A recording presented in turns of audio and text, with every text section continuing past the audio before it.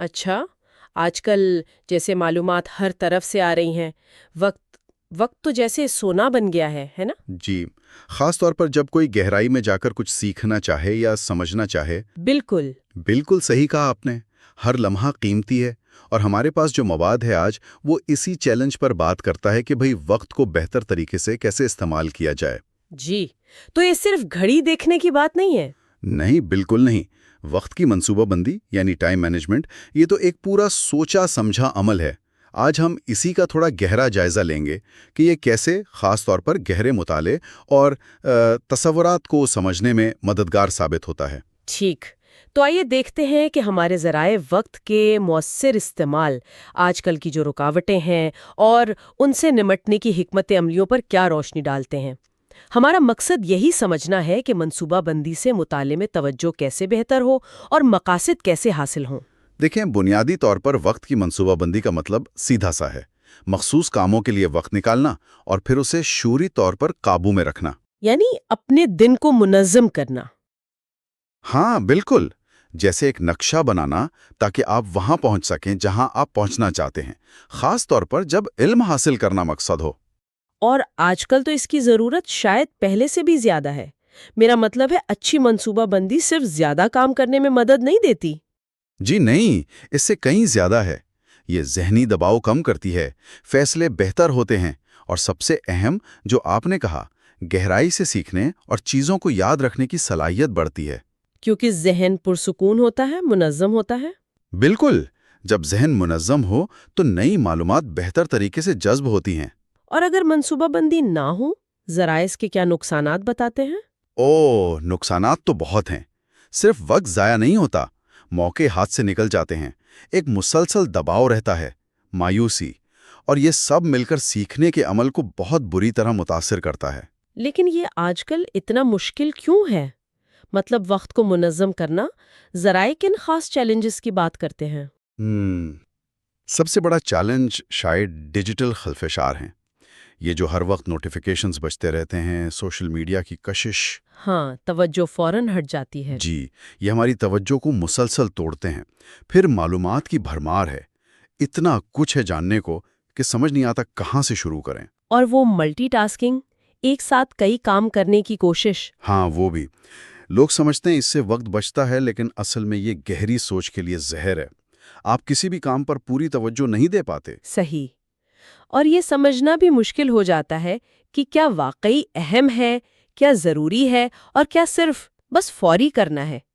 ذرائع میں صحت کی عادات کا بھی ذکر ہے، نیند وغیرہ۔ جی بالکل، ناکافی نیند کو ایک بڑا مسئلہ بتایا گیا ہے۔ ظاہر ہے، تھکا ہوا دماغ نئی چیزیں کیسے سیکھے گا؟ تو ان سب کا ملا جلا اثر کیا ہوتا ہے؟ اثر یہ ہوتا ہے کہ توجہ بکھر جاتی ہے، ذہنی تھکاوٹ، اور ہم بس سطحی کام کرنے لگتے ہیں۔ گہرائی میں جا کر کسی موضوع کو سمجھنا وہ تقریباً ناممکن ہو جاتا ہے۔ تو پھر حل کیا ہے؟ کچھ عملی حکمت عملیوں پر بات کرتے ہیں جو ذرائع میں بتائی گئی ہیں۔ سب سے پہلے تو واضح اہداف، سمارٹ اہداف کا ذکر ہے۔ جی، سمارٹ اہداف یعنی اسپیسیفک، واضح ہوں، میجربل، ناپے جا سکیں، اچیویبل، قابل حصول ہوں، ریلیونٹ، موضوع سے متعلقہ، اور ٹائم باؤنڈ، وقت کی پابندی ہو۔ یہ مطالعے کے لیے ایک سمت دیتے ہیں۔ ٹھیک ہے، پھر ترجیح کیسے دیں؟ وہ آئزن ہاور میٹرکس کا کیا تصور ہے؟ ہاں، وہ بڑا دلچسپ ہے۔ آئزن ہاور میٹرکس کاموں کو دو پیمانوں پر دیکھتا ہے، اہمیت اور عجلت۔ اچھا، کیسے؟ تو چار خانے بنتے ہیں۔ اہم اور فوری کام وہ فوراً کریں، اہم مگر فوری نہیں انہیں شیڈیول کریں، فوری مگر اہم نہیں کسی اور کو دے دیں اگر ممکن ہو، اور جو نہ اہم ہیں نہ فوری انہیں چھوڑ دیں۔ اس سے مطالعے میں بھی پتہ چلتا ہے کہ کن چیزوں پر زیادہ توجہ دینی ہے۔ یہ تو بہت کارآمد لگتا ہے۔ ایک اور تکنیک کا ٹائم بلاکنگ کا بھی ذکر ہے۔ جی، ٹائم بلاکنگ یعنی اپنے کیلنڈر میں باقاعدہ وقت مختص کرنا، جیسے میٹنگ کے لیے کرتے ہیں، خاص طور پر گہرے مطالعے یا مشکل تصورات پر کام کرنے کے لیے۔ جیسے روز صبح 2 گھنٹے صرف ایک مضمون کے لیے۔ بالکل، اس سے خلفشار سے بچنے میں بہت مدد ملتی ہے، اور وہ 80-20 کا اصول بھی یاد رکھنے والا ہے۔ اچھا، وہ کیا ہے؟ وہ یہ کہ اکثر ہمارے 80% نتائج ہمارے صرف 20% اہم ترین کاموں سے آتے ہیں۔ تو مطالعے میں بھی ان خاص حصوں یا سرگرمیوں کو پہچاننا ضروری ہے جو سب سے زیادہ فائدہ دیں گی۔ اور ٹیکنالوجی، اس کا کیا کردار ہے؟ ایپس وغیرہ؟ ٹیکنالوجی مددگار بھی ہو سکتی ہے، جیسے فوکس ایپس، لیکن زیادہ اہم شاید ملٹی ٹاسکنگ سے بچنا ہے۔ ایک وقت میں ایک کام، اس سے سیکھنا گہرا ہوتا ہے۔ ہاں، اور خلفشار کم کرنا، جیسے پڑھتے وقت فون دور رکھنا۔ ایک چھوٹی سی ٹپ 2 منٹ کا اصول بھی ہے۔ جی ہاں، اگر کوئی کام 2 منٹ یا اس سے کم میں ہو سکتا ہے تو اسے فوراً کر لیں، ٹالے نہیں۔ یہ چھوٹی چھوٹی چیزیں ذہن کو صاف رکھتی ہیں۔ اور آرام اور نیند؟ وہ تو بے حد ضروری ہے۔ کم از کم 7-8 گھنٹے کی نیند، یہ دماغ کی بیٹری چارج کرنے جیسا ہے۔ اور آخر میں ہفتہ وار جائزہ لینا کہ منصوبہ کتنا کارگر رہا، کیا تبدیلیاں لانی ہیں، یہ بھی اہم ہے۔ تو یہ ساری حکمت عملی مل کر توجہ مرکوز کرنے اور سیکھنے میں مدد دیتی ہیں۔ یقیناً۔ ذرائع میں ایک مثالی دن کے شیڈیول کا خاکہ بھی ہے، مطلب ایک منظم دن کیسا دکھ سکتا ہے۔ خاص طور پر صبح کے وقت گہرے کام یا مطالعے پر زور دیا گیا ہے جب دماغ تازہ ہوتا ہے، جیسے شاید 9 بجے سے دوپہر 1 بجے تک۔ جی بالکل۔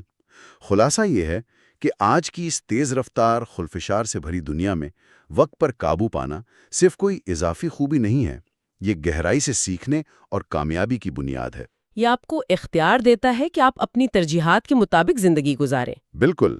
جو وقت کو منظم کرتے ہیں وہ ایک طرح سے اپنے سیکھنے کی رفتار اور اس کی معیار کو منظم کرتے ہیں۔ بہت خوب۔ تو آج کی اس گفتگو کے اختتام پر ایک سوال شاید سب کے ذہن میں چھوڑا جا سکتا ہے غور کرنے کے لیے، جی، کہ وہ کون سی ایک عادت یا خلفشار ہے جو کسی کے قیمتی وقت، خاص طور پر سیکھنے کے وقت کو سب سے زیادہ منتشر کرتی ہے، اور اس پر قابو پانے کے لیے پہلا سب سے چھوٹا قدم کیا ہو سکتا ہے؟